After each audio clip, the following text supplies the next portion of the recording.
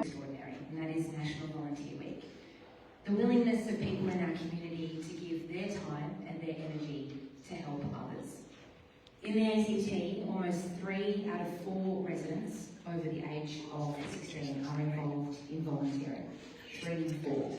So when we did our State of Volunteering report, that's an incredible number of people who within that year period that we did the survey in, stood up at some point and said, I want to help, I believe in what you're doing, and I want to be part of that. They contribute, as we know, and as you lead them across almost every domain of community life. Community centres, aged care homes, environmental groups, sports clubs, crisis support services, behind the scenes of major events. They're students, they're retirees, they're carers, they're workers, they're neighbours, they're all of us, and they're everyday people who want to stand up and make a difference. This year's theme around connecting communities is really fitting. The ACT is a place that values community connectedness. When asked about volunteer motivations in that State of Volunteering survey, Canberrans more than anywhere else in Australia cite connection to community as the reason that they volunteer, which is pretty amazing. Volunteering brings people together, not just in service delivery, but in purpose, in a shared experience and mutual support. It builds belonging, it strengthens resilience, and it helps individuals and communities thrive. So, although the jobs that you're all doing are incredibly difficult and often don't get the recognition that they deserve, we see you, because without all of you managing and supporting that ecosystem, it frankly does not exist. So the work that you do becomes integral to that system. That system of 3 in 4 Canberrans stepping out to helping people is only possible because of all the infrastructure that you put in place. Everything from the kind word that you have to a volunteer making sure they're okay, to the safeguarding that you put in place to make sure that their volunteering experience is safe. This stuff is really important, and we know how important it is and how tricky it is for all of you to take a full day out of your calendar. We have no doubt, we know that when we advertise the volunteering conference, that many of you will open up and say, gosh, there's no way I'll be able to take a full day out of my life, because that means I have to step down all these other things. But taking the time to be here together in a community of people who understand what it is that you do better than anybody else in your organisations is a really powerful moment. So I encourage you as much as possible today to take time. So as much as possible just to switch off from normal life, and I know that is for many of us slightly impossible, but let's give it a crack together. If you can just take a moment, just take today to get to know each other, because you are each other's colleagues in this system. You are each other's best support. And the greatest things that we learn, and I'm going to be very unpopular for saying this, may not be the things that happen on this stage. They're the insights that you're able to share with each other at morning tea and at lunch. And as you share numbers and say, how about we go for a coffee next week and have a conversation about that? Because we are a community. Volunteer management is a profession that a lot of people don't acknowledge as a profession. But I just want to remind you all that the work that you do is incredibly important. It's as important as the human resource manager in your organisation. You're essentially playing that role with a whole lot of other hats on top of it. So if I can leave you with any message today, I think it's that you give yourself permission just to lean in, to meet new people, to ask questions, to make this experience what it means to be for you, so that you leave today thinking, yeah, I actually gave myself today to invest in who I am as a volunteer manager. I'm also aware that there are volunteers in the room as well, and I would say to you exactly the same thing. We're all very time poor. Giving more time to volunteering at times can seem overwhelming, but we know why we continue to stand up and volunteer, because of the difference it makes. Volunteering doesn't happen in a vacuum. I think a lot of people think it does. They also think that volunteering is time only given for free, and therefore is free. We don't need to worry about it. But behind every volunteer is a system that helps them stay safe, connected and supported. And like all system, it needs care and investment. Last year, in a genuine spirit of partnership, Volunteering ACT and the ACT Government launched the ACT Volunteering Strategy 2024 to 2034 and the action plan that was for the first 3 years of that period. The strategy outlines a clear, coordinated vision for the next decade, a roadmap to ensure volunteering in the ACT remains strong, inclusive and sustainable. And some of you might have seen the again that we sent out yesterday on some of our social media, because what we're calling on now is action on behalf of all of you, our members. Volunteering ACT is looking forward to working with the ACT government as they strengthen their commitment to implementing and funding the strategy and action plan. For us, it's not just about honouring the document that had so much love and care and attention put into it. It's about real practical steps that ensure volunteers and the organisations that support them continue to serve our community well into the future. We know so many organisations, especially some of them, and I'm not making eye contact with anyone in particular, especially those who are volunteer-led, wholly volunteer-led and operating without funding or visibility, carry enormous responsibility. The strategy highlights, for instance, and it's just one example, the importance of supporting those groups, those grassroots organisations, many of them who are struggling in many ways to meet the burden of the enormous regulatory obligations, the management of risk, and maintaining volunteer numbers in an age that's becoming more difficult. As we know, volunteers don't just show up. They're supported by systems, people, and policies that allow them to contribute safely and meaningfully. And when I say they're supported by people, they're supported by all of you. Our community has already invested in designing these supports, so now we turn to implementing and getting them funded in full. We know that that's not just good government, that's not good community policy, rather, it's good economic policy. The State Volunteering Report, and I'm going to pass to Heather any moment to illustrate some of this in further detail, but for every dollar invested in volunteering, $5.40 is returned in social and economic benefits. And that collective contribution adds up to $14 billion per year. People say, $14 billion a year, what does that mean across the country? And I say, no, $14 billion just in Canberra. So that's a pretty strong argument, I think you'll agree, in any budget cycle. This National Volunteer Week is we celebrate the people who give their time so generously, and we celebrate all of you, the people who make this possible. We also celebrate the opportunity that lies ahead of us. The strategy and action plan are a blueprint we can be proud of. They reflect the shared values and shared responsibility. So for us, there is a call to action for volunteering ACT this week. It's about that volunteers are here for us. Volunteer managers are here for us. As a community, we need to be there back for them. I'm going to hand over now to the amazing Heather Fitt, who, if you don't know, she's a lady you want to get to know. Volunteering ACT Senior Manager in Policy and Advocacy. I took down the slide. That was probably wise. It was probably a bit confusing for anyone online thinking, that's not who that person is, in that lovely blue jacket that needs to be clearly passed on. Who is Heather? Heather has a passion for social justice and a deep understanding of the many benefits of engaging with communities for wellbeing and connection. Prior to taking on the role of lead in our policy and advocacy space, Heather was Head of Sector Development at ACOS, the ACT Council of Social Services, and previously worked for over 2 decades on Australia's aid program in DFAT and AusAid. Heather enjoys working with a broad range of stakeholders and understands the centrality of evidence-based policy for government. And Heather's also a pickleballer.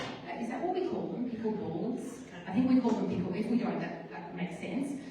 So if anyone has any pickleball questions, of which I have a lot, apparently it's like tennis, but you're not allowed to say it's like tennis. That's my hot tip. Don't go around calling it tennis.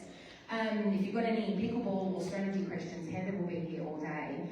But for our first very important session of the day, Heather's going to be providing us with an update on how we're going in the ACT Volunteering Strategy and Action Plan. And importantly, this is a very important bit, and this is, the whole audience engagement bit.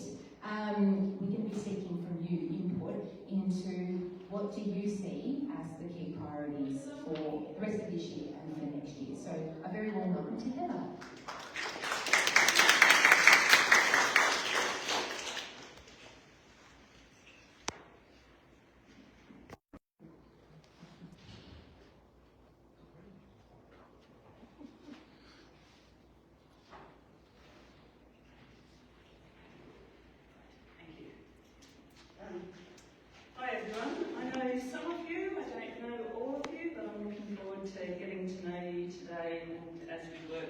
together to implement the strategy and action plan. So it feels a bit cringy when you hear what you've written about yourself read back to you. So yes, I came from government and transitioned to the community sector about 4 years ago, and I'm delighted to be here with my colleagues and teammates. So Emma Hawke in the background is also in the policy and advocacy team, and Jenny Rickard has also joined.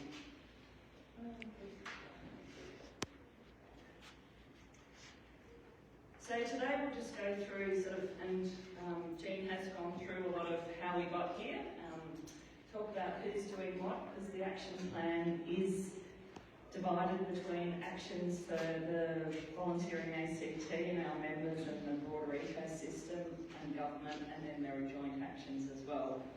And then also, as Jean said, we'd like to get your input into what.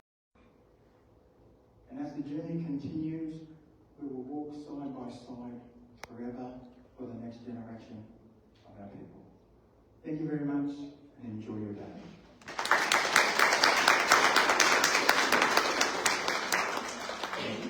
Thank you so much to Richie, and of course I wouldn't not answer the phone from Auntie Violet as well, so I think that's something we all have in common, a formidable woman, and we really value Richie being able to join us this morning to welcome us to this beautiful land that all of us get to call home.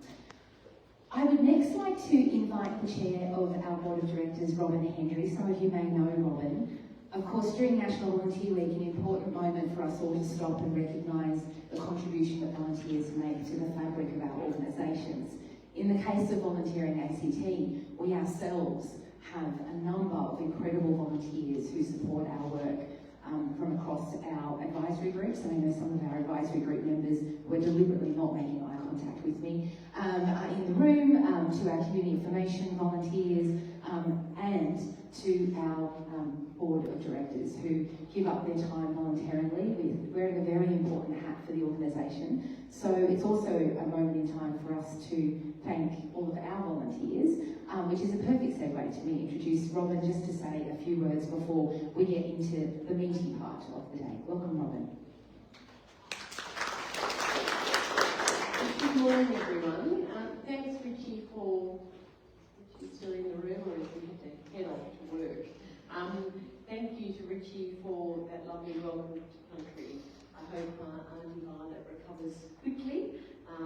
We love having her and all the National representatives to open our proceedings, and it is my pleasure to acknowledge the contribution of the National people, elders past, present and emerging, and we look forward to working hand in hand with them on the journey that we're all on. Well, it's a very exciting day today. I don't think there's a more exciting day. I know Jean and I were fortunate to be invited to Government House last night with Her Excellency to acknowledge the contribution of all of you. So we're there as your representatives, all of you and the organisations that we work with in the work we do with volunteering. It's one thing to go to a lovely reception at Government House, and we're privileged to be included, and we're privileged to represent all of you at such a receptions. But today is where the rubber hits the road, and I couldn't be more excited. I got up this morning and I thought, what is today? I clearly had to put my yellow hat on, because I know we have challenges. We all have challenges. We all, as somebody wiser than me once said, we all have aspirations that outstrip our resources. And I think that will continue. But it is an absolute pleasure to be here to welcome you to this conference, and particularly with the theme, Connecting Communities.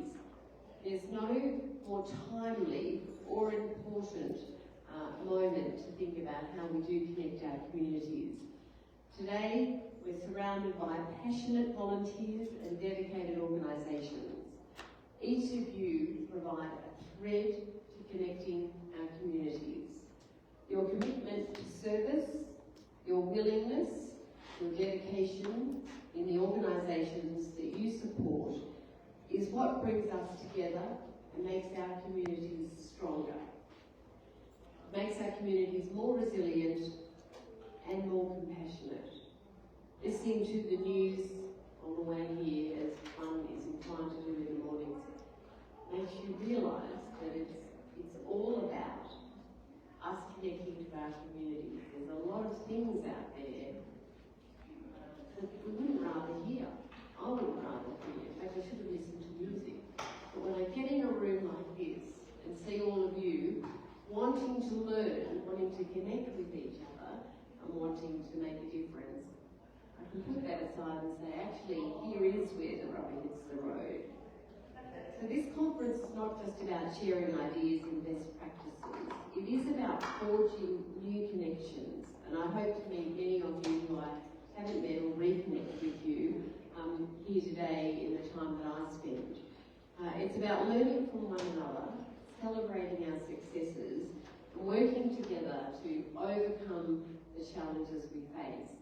And I know Gina's going to take us through some highlights or insights to those challenges where we talk about strategies and research. And there are issues, there's no question there are issues. But if we connect, we amplify our impact. When we collaborate, we create opportunities for growth, inclusion, and real change. So during the day, I encourage you to listen, to share, and to inspire. Thank you all for being here, and thank you for your unwavering belief in the power of our community. Let's make today memorable and transformative. I thank you for being here, for spending your time learning and sharing, and I'd also like to thank, as Chair, the team at Volunteering ACT who pull all this together, many of whom are here, led ably by Jean. I'm sure you'll nod and agree with me in that. And it doesn't come easily. It's worthwhile, it's worth our effort, and I thank you for your time. But it doesn't come easily, and I thank the team for all the work in all the capacities. They spend their time for helping bring this together. Have a great day. Thank you.